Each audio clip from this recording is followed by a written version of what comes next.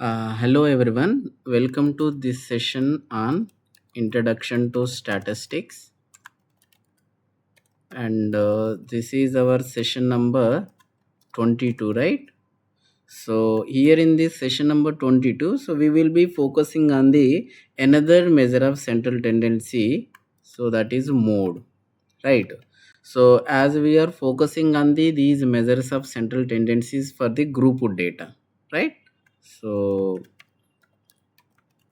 because in the previous sessions we are done with the mean, so we learned that there are three methods are there to find the mean for a group of data, and a direct method, assumed mean method, and step deviation method, right? So here in this sessions our focus will be mode.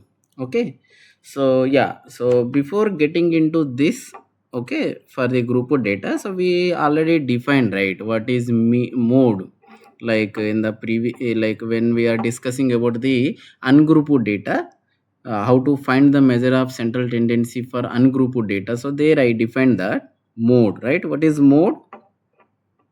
So there I defined that mode is nothing but the observation, right? So the mode is nothing but an observation of the data point, right? So the observation with a maximum frequency. So this is the definition, right, of the mode. So what is the meaning of maximum frequency? An observation with a maximum frequency. What is the meaning of that? The meaning of the maximum frequency is nothing but the observation that repeats that repeats for many number of times. That is the meaning of the maximum frequency, many number of times. Okay, so then we said that any observation which is repeating for many number of times, that particular observation is nothing but the mode for the ungrouped data, right? So now here, when you have the data kind of like this grouped data, clear, so then it is not easy for us to find which observation is repeating for how many number of times, right? Because when you know the observations each frequency, then only we can identify, right, okay, this observation is repeated for these many number of times kind. But when you do not have such kind of scenario, like here we know only that from the 1 to 3 it is a one group, right? Between 1 to 3, so there are 7 number of families are there, right? So we don't know 1 to 3 which number, like 1 to 3 number, how many number of times it is repeat, that information we do not have. We just know only that between the group 1 to 3, we know only that there are 7 families are there, right? But we don't know exactly like how many numbers are there between 1 to 3, and how many number of times that particular observation is repeated. Okay, let's say suppose a family of 2. Okay, we don't know how many number of times this 2 is repeated, but we know that there are 7 families with family members 1 to 3. There are 7 others, that information only we know.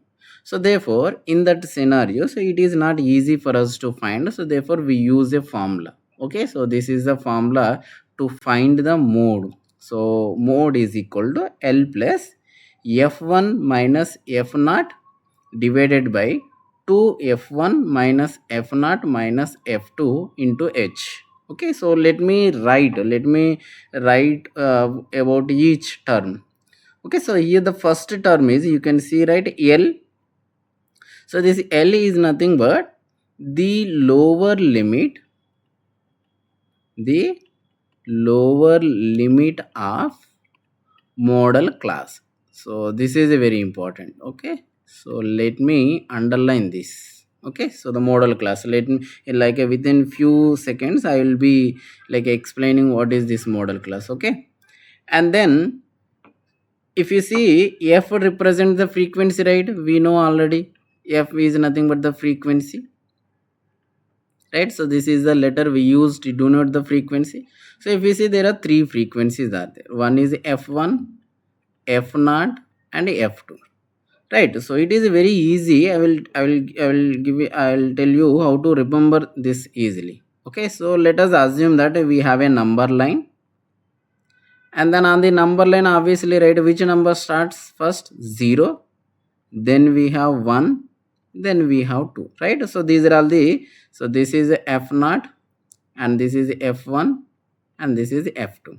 Okay, so here remember always that the middle number is nothing but the frequency of the, so let me write down here f1 here. Okay, so the frequency of model class, right? So f1 represent the frequency of model class. Now here you see f naught is a before model class, right? So therefore here we will call it this one as the preceding to the model class. So the frequency of model preceding to the model class.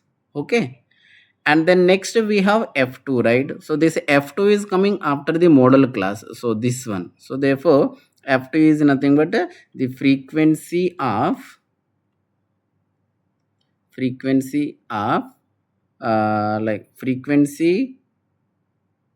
succeeding, so we can use this word succeeding to the model class. Clear? So these are all the frequencies, three frequencies we need to identify. Okay, so then we have the other term. What is the other term? That is a h, right? So we know already h is nothing but the class size. So here generally whenever you have like a continuous classes, so generally we maintain uniform class size. Okay, so then that time h will be same for all the classes.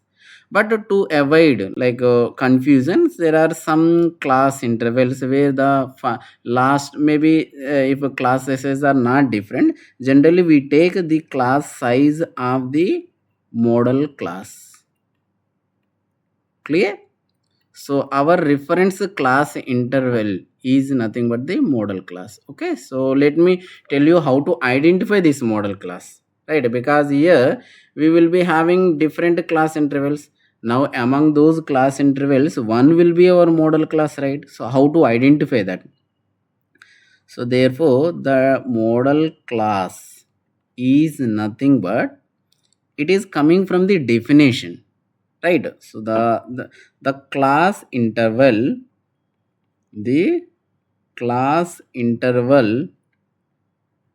with maximum frequency, so that is the model class. Okay, so what we need to do, you just see each class interval's frequency, then the class interval with the maximum frequency, so that is nothing but the model class. So now here look at, so these are all the class intervals: 1 to 3, 3 to 5, 5 to 7, 7 to 9, 9 to 11. Now here the number of families is nothing but the frequency: 7, 8, 2, 2, 2, 1.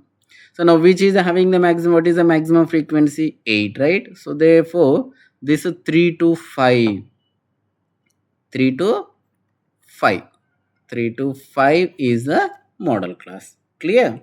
So now after finding the model class, so here this is the first step. Whenever you are finding the mode of a group data, first step is to identify the model class. So how we will identify the model class? We just observe the class intervals with the frequency. So the class interval with the maximum frequency is nothing but the model class. Clear? So after finding that, you just write down these numbers. So what is L? L is nothing but the lower limit, right? So this is your lower limit. So L is 3. Then here just identify this F1, F0 and F2. So what is the F1? F1 is nothing but the frequency of the model class. So this is our model class. The corresponding frequency is 8. So let me write down here. Then F0 is the class interval preceding to the model class. So the frequency. So therefore this one, right? So therefore 7 is f naught, and then f2 is a succeeding to the model class, so therefore 2. Clear? And then h is the class size. So what is the difference? The class size is nothing but the difference between the upper limit and the lower limit, right? So this is how we find the class size. So therefore 5 minus 3, which is equal to 2. Okay, so these are all the these are all the terms we require to find the mode. So then after finding these values, then it is a very easy task for us to find the mode. What we do, we just simply substitute the values in that formula. Okay, so the formula is also very simple. So therefore mode is equal to L plus, L is nothing but 3 plus, so F naught, sorry, F1 my 8, F naught 7, and 2 times F1 is 8 minus F naught 7 minus F2. So how much it is? F2 2, right? So is multiplied with the h, so therefore h. So if you further simplify this, so you would be getting the number 3 plus, so 8 minus 7 1, sorry, here it is a 2, right? So let me replace this with 2. Okay, so this is supposed to be 2. Okay, so let me erase this.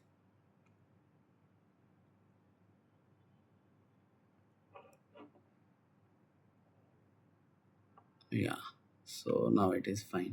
So this is 2. So if you further simplify, this is a 1 here in the numerator, and that numerator is multiplied with 2. So 1 into 2, it will become 2, and 2 8 is 16 minus 9, right? So if you further simplify, 3 plus, so 2 is there in the numerator, and denominator 16 minus 9, so that is equal to 7. Okay, so if you further simplify by taking the LCM, okay, so then you would be getting the approximate. So here if you take the LCM, 7 3 is 21 plus 2, so which is equal to 23 by 7. So this is equal to 3.286.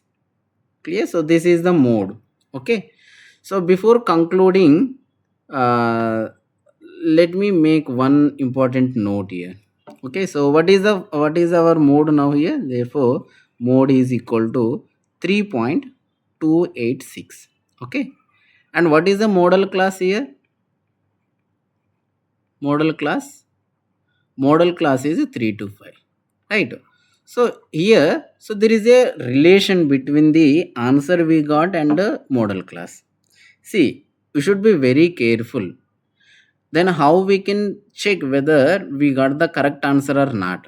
See, whenever you are saying that a particular class interval is a model class, that means our mode, the measure of central tendency, lies in that particular class interval only. So that is the one very important note. So therefore, suppose here, let's say, suppose you got the answer as a 6, right? After having the model class 3 to 5, you got the answer as a 6. So is your answer is correct? No. Why? You should remember that mode lies in the model class only. Clear? In the next session you will be understanding, we have the median class also, where we will be getting our median from that median class only. Clear? So therefore you should make sure that this verifying this part. Okay, whenever you got 3 to 5 is your model class and you got the answer 6, that means your answer is wrong. So please go back to your calculations and check. Okay, so that's how we will find the mode. Clear? So mode always lies in the model class only. Clear? So that's all for this session. Okay, so I would all thank you everyone, and I request everyone to like, share, and subscribe to my channel and spread my channel to everyone. Okay, so I need your support. Okay, thank you so much.